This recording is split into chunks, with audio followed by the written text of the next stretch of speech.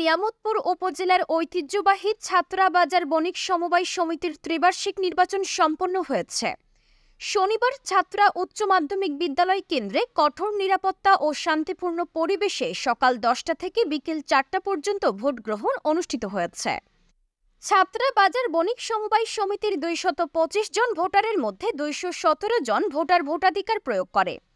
নির্বাচনের সভাপতি 3 জন প্রার্থীর মধ্যে তাইজউদ্দিন বিশু 143 ভোট পেয়ে নির্বাচিত হয়েছেন। তার নিকটতম প্রতিদ্বন্দ্বী দুলাল হোসেন পেয়েছেন 46টি ভোট।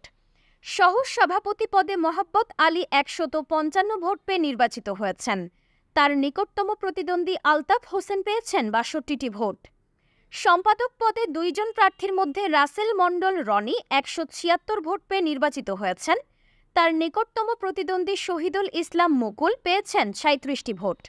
সদস্য পদের 10 জন প্রার্থীর মধ্যে 8 জন প্রার্থী বিজয়ী হয়েছেন, যারা Ohidul Islam 187 vote, Nurul Amin 170 vote, Mustafizur Rahman 163 vote, Imran Ali 162 vote, Abdullah Al Zaid 157 vote, Ziaul Haque 157 vote, Ariful Islam 139টি ভোট, আজাদ আলী 120টি ভোট।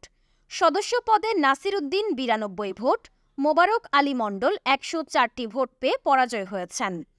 উপজেলা সমবায়ের সহকারী পরিদর্শক মাহবুব আলম জানিয়েছেন, নির্বাচনের শৃঙ্খলা বজায় রাখতে মাঠে পর্যাপ্ত আইন শৃঙ্খলা বাহিনীর সদস্যরা নিয়োজিত ছিলেন। সুষ্ঠু ও নিরপেক্ষ নির্বাচন পর্যবেক্ষণের জন্য মনিটরিং সেল গঠন করা হয়েছিল। তিনি শান্তিপূর্ণ পরিবেশে নির্বাচন অনুষ্ঠিত হওয়ায় সকলকে ধন্যবাদ জানিয়েছেন। 10 জন সদস্য প্রার্থী এবং আপনাদের জন্য আমি ঘোষণা করছি সদস্য পদে তালা চাবি